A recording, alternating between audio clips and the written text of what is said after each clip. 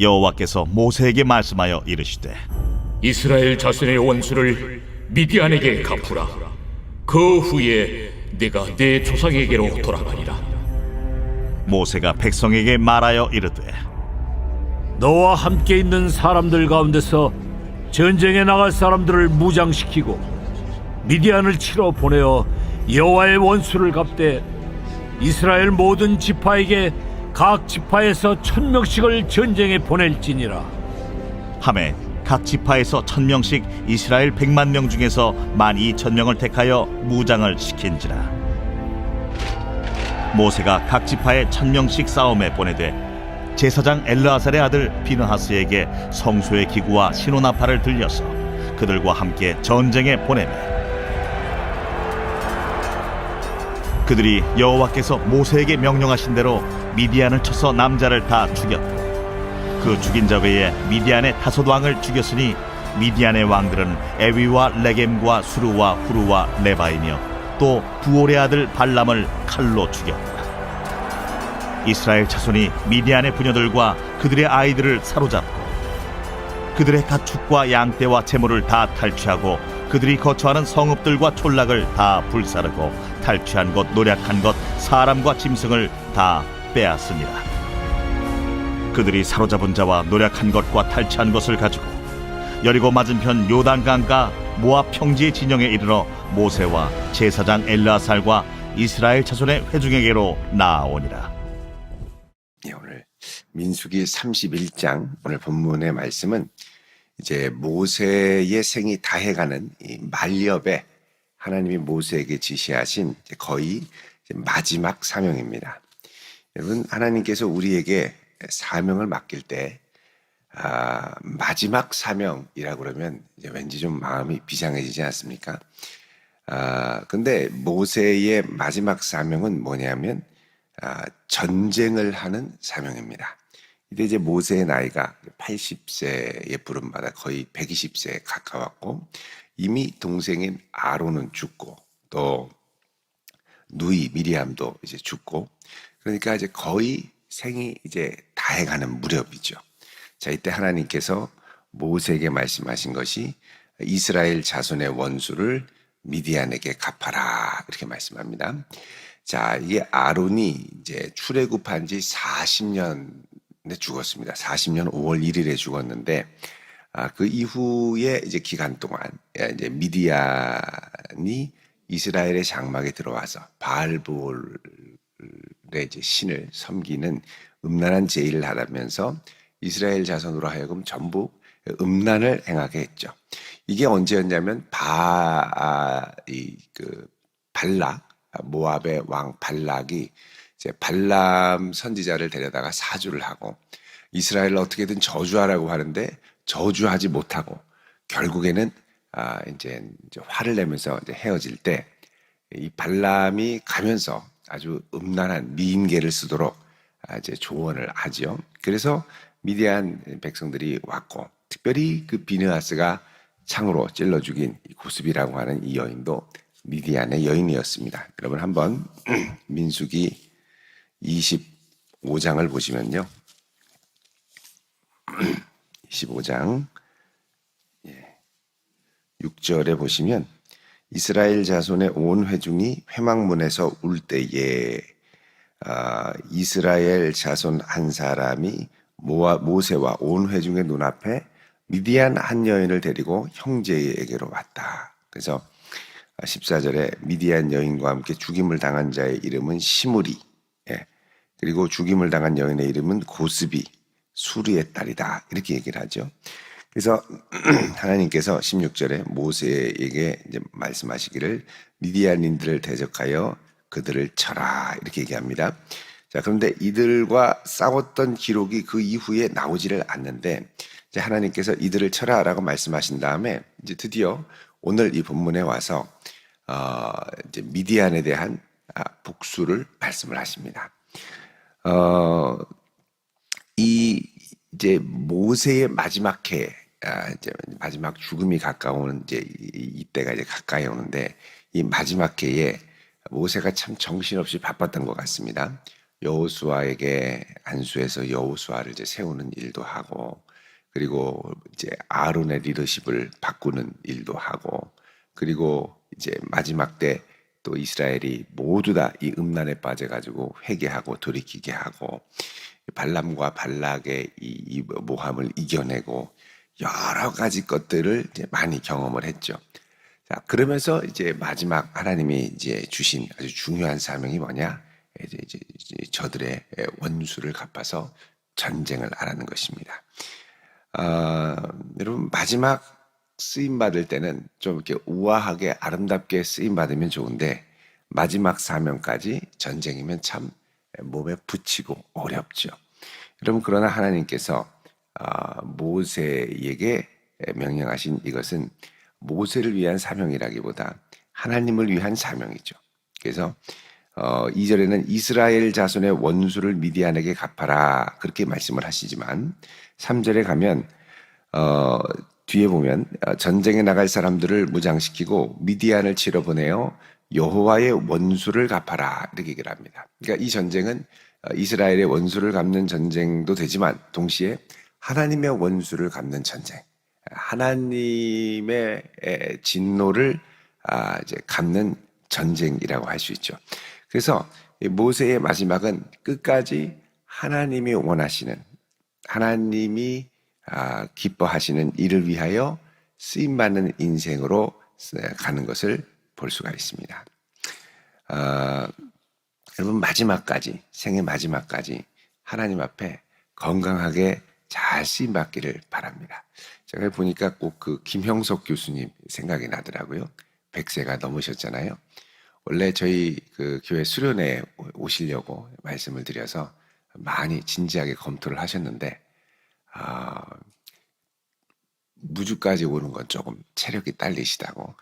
그래가지고서는 김영석 교수님이 거의 오실 뻔하다가 이제 오시지 않게 됐습니다. 이미 지난 이야기라서 이제 말씀을 드립니다만, 그래서 오셔서 우리 인생을 살아보니 예수를 잘 믿는 게 이런 것이더라, 이렇게 말씀을 드렸으면 얼마나 좋았을까 생각을 했는데, 이제 대전까지는 그래도 체력이 덜 하시니까 다음에는 대전에서 한번 모시고 이야기를 들었으면 좋겠다, 그런 생각을 해보게 되는데요. 마지막까지 건강하게 이 일에 하나님께서 모세를 부르셔서 쓰임을 받았고, 또 다른 말로 하면 우리의 건강이 닿을 때까지, 우리의 진액이 다 빠질 때까지 하나님 앞에 잘 쓰임받다 주 앞에 설 수 있는 그런 복된 생이 되면 얼마나 좋을까 하는 생각을 해보게 됩니다. 여러분, 하나님께서 모세를 보고, 야 모세야, 너는 이미 뭐 나이도 됐고 뭐 몸도 안 좋고 하니 그만해라, 이게 아니라, 올라와라가 아니라, 하나님 모세를 쓰실 때 끝까지 멋지게 쓰시고 나중에 불러가시죠. 그래서 여러분, 우리 인생은 건강이 허락하고 하나님의 나라와 영광을 위해 무엇이든지 열심히 쓰임받을 수 있을 때 최선을 다해 잘 쓰임받는 성도 될 수 있기를 바랍니다. 그러니까 하나님께서 모세에게 이렇게 건강을 주시고 또 모세를 지금까지 인도하신 걸 보면 하나님 앞에 쓰임받기 위해 여기까지 달려왔구나 하는 생각을 해보게 되죠. 그러니까 모세의 건강이 남아있는 한 끝까지. 여러분, 120세 된 할아버지가 전쟁에 나간다 그러면은 마음이 어떻겠습니까? 근데 하나님께서는 모세에게 명령하셨고 모세는 기쁘게 순종을 하죠. 자, 그래서 5절에 모세가 각 지파에서 1000명씩 이스라엘 100만 명 중에서 12,000명을 택하여 무장을 시켰다. 그래서 정예부대 1000명씩 보내서 12,000명의 특공부대를 이제 조직을 해가지고 전쟁에 내보내게 되죠. 6절에 모세가 각 지파에 1000명씩 싸움에 보내는데 제사장 엘르아살의 아들 비느하스에게 성수의 기구와 신호의 나팔을 들려서 함께 전쟁을 보냈다. 자, 여러분, 여기 전쟁을 나아가는데 성수의 기구, 이 말은 언약궤를 갖고 나갔다는 겁니다. 언약궤를 앞에 들리고 신호의 나팔. 이 신호 나팔은 뭐냐?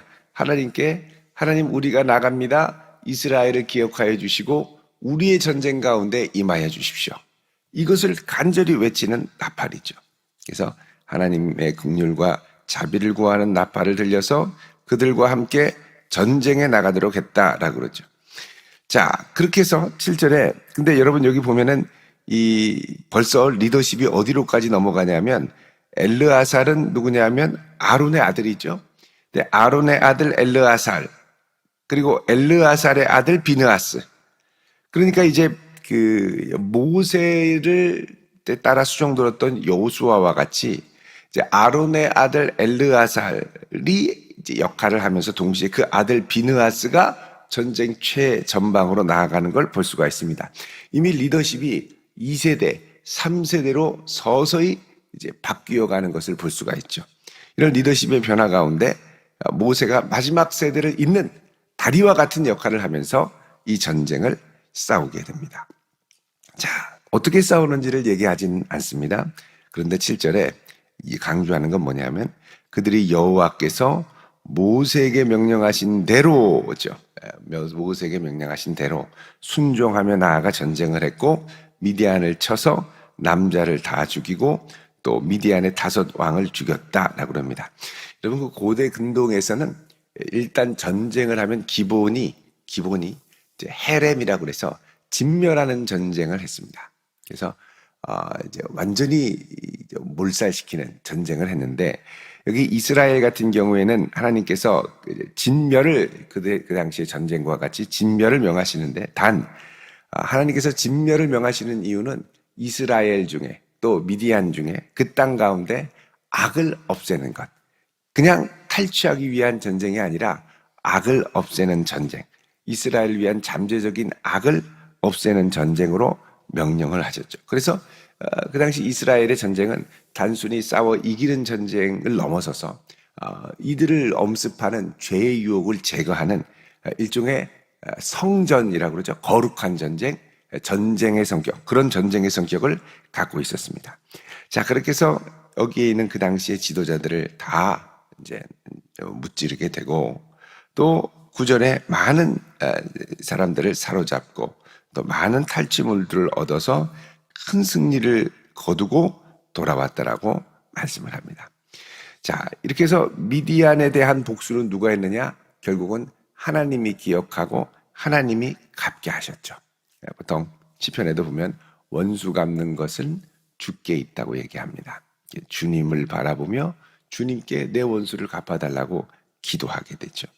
이스라엘은 그동안 이 미디안에 대한 피해가 꽤 컸음에도 불구하고 이런 예를 들면 미디안에 대한 원망, 미디안에 대한 미움 이런 것들이 거의 등장하지 않습니다. 큰 피해를 겪었다라고 딱 끝나는데 하나님께서 기억하시고 이제 약속의 땅 가나안에 들어가기 전에 이 미디안을 치게 하시죠. 그 이유는 이제 약속의 땅에 들어가면 미디안과 같은 음란한 가나안의 종교들을 많이 접할 텐데 거기에 미혹되지 말고 이것이 얼마나 끔찍한 범죄이고 하나님이 싫어하시는가를 기억하고 이 우상들을 멀리할 수 있도록 하나님이 미리 경고를 주시며 알려주시기 위해서 이 전쟁을 치르는 것입니다.